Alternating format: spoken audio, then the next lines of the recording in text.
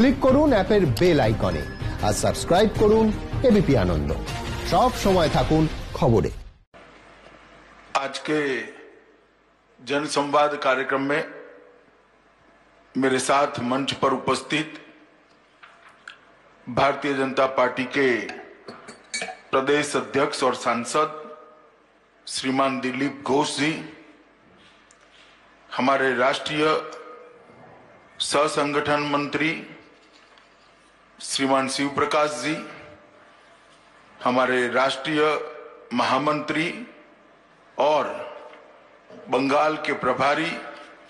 जिन्होंने बंगाल के संगठन के अंदर अपने परिश्रम से जान फूंकी है, ऐसे श्री कैलाश विजयवर्गीय जी, केंद्रीय मंत्री श्रीमान बाबुल सुप्रियो जी, बहन देवर्षी चौधरी जी, भारतीय जनता पार्टी के वरिष्ठ नेता आहलूवालिया जी, बंगाल भारतीय जनता पार्टी के वरिष्ठ नेता श्री मुकुल रॉय जी, भारतीय जनता पार्टी के राष्ट्रीय सचिव श्री राहुल सिन्हा जी,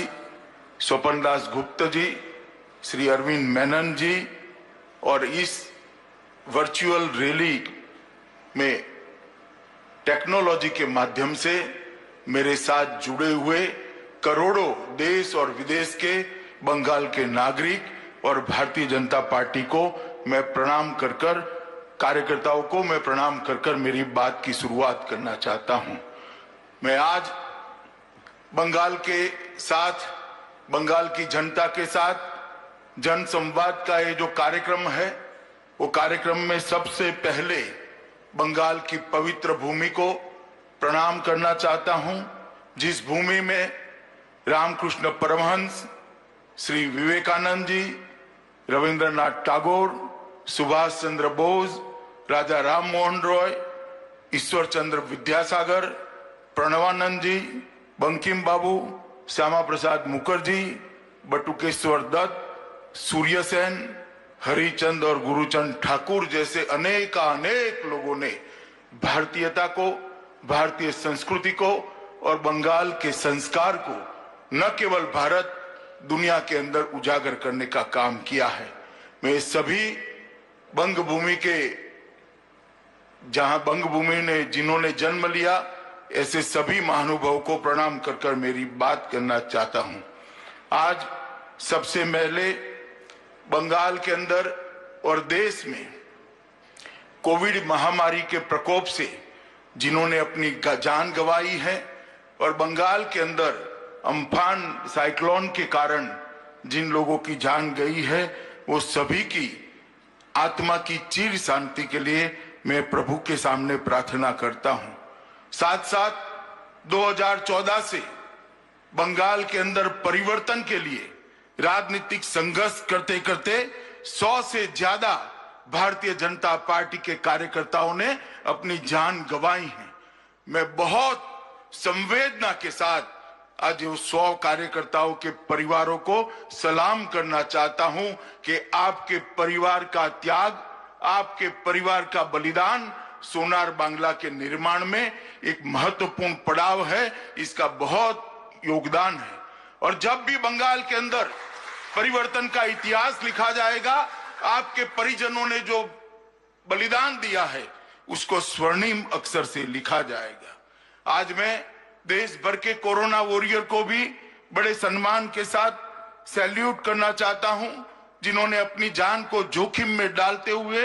अन्य की जान को बचाने के लिए कोरोना के खिलाफ लड़ाई लड़ने के लिए बाहर आए हैं। और जो भाई बहन पूरे देश भर में बंगाल में कोरोना से ग्रसित है, मृत्यु के खिलाफ, कोरोना के खिलाफ जंग लड़ रहे हैं, मैं इन सबको भी अपनी शुभकामनाएं देना चाहता हूं कि आप जल्दी स्वस्थ होइए और सोनार बांग्ला के अभियान के अंदर, सोनार बांग्ला के निर्माण के अंदर जुड़ जाइए और बंगाल के अंदर परिवर्तन की ये लड़ाई के अंदर जुड़ जाइए। मैं आज इस वर्चुअल रैली की कल्पना के लिए भारतीय जनता पार्टी के राष्ट्रीय अध्यक्ष और देश के प्रधानमंत्री मोदी जी दोनों को बहुत बहुत साधुवाद देना चाहता हूं, क्योंकि कोरोना की महामारी के समय जब सोशल डिस्टेंसिंग रखकर बात करनी होती है, उस वक्त टेक्नोलॉजी के माध्यम से जनसंपर्क और जनसंवाद का जो रास्ता नड्डा जी ने ढूंढा है, मुझे पूरा भरोसा है कि कोरोना महामारी भी भारतीय जनता पार्टी की संगठन की यात्रा को रोक नहीं पाएगी। देश में 75 से ज्यादा वर्चुअल रैली के माध्यम से देश भर की जनता और देश भर के कार्यकर्ताओं का जो संपर्क करने का हमने अभियान चलाया है, वो अभियान जरूर आने वाले दिनों में अपनी असर दिखेगा। मैं बंगाल की जनता को विशेषकर धन्यवाद करना चाहता हूं, क्योंकि आज ये वर्चुअल संवाद, जनसंवाद,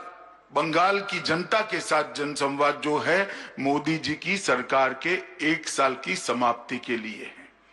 मैं बंगाल की जनता को ये कहना चाहता हूं कि भले भारतीय जनता पार्टी को 303 सीटें देश भर से मिली है, मगर मेरे जैसे कार्यकर्ता के लिए सबसे महत्वपूर्ण सीटें हैं बंगाल की 18 सीटों पर भारतीय जनता पार्टी का विजय।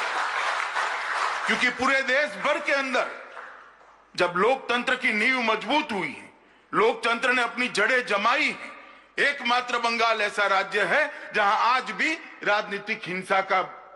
कारोबार चल रहा है, राजनीतिक हिंसा की बोलबाल चल रही है, और राजनीति के अंदर हिंसा का प्राधान्य हिंदुस्तान के किसी भी प्रदेश के अंदर नहीं होना चाहिए। हमने आह्वान किया था बंगाल की जनता को कि आप मोदी जी के हाथ मजबूत करिए, मोदी जी के साथ जुड़िए, मोदी जी के साथ महान भारत बनाने के एक अभियान के अंदर साथ दीजिए। और मुझे बहुत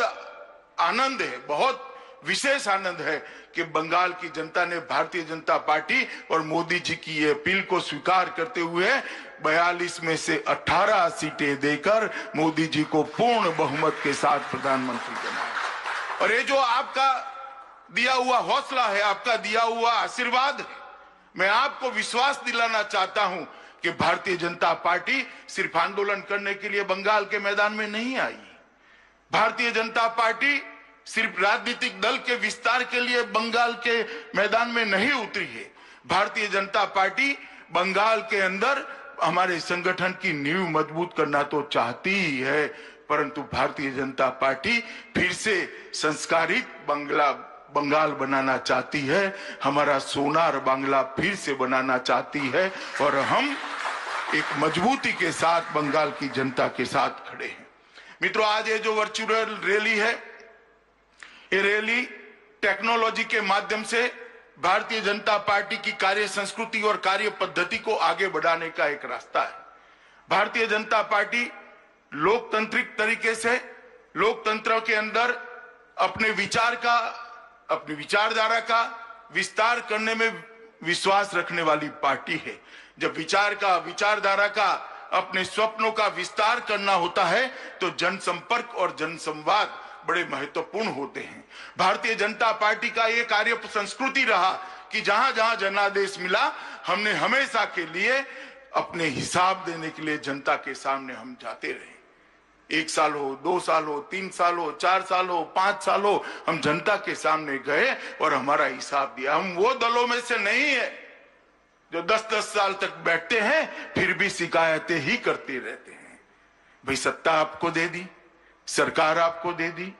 और हालत नहीं संभल रहे हैं तो केंद्र पर हमले करना, हम वो दल नहीं है। हम सत्ता जब मिलती है तब परिवर्तन करने में विश्वास करते हैं, और हमने जो किया है इसका हिसाब किताब देने में विश्वास करते हैं। कोविड के कारण जब 1 साल समाप्त हुआ तब हम सब सोचते थे कि क्या होगा इस बार, जनसंपर्क कैसे करेंगे, जनसंवाद कैसे करेंगे, जनता को हिसाब कैसे देंगे और जनता से इसकी इच्छा कैसे जानेंगे। मगर नड्डा जी ने एक अच्छा रास्ता निकाल दिया।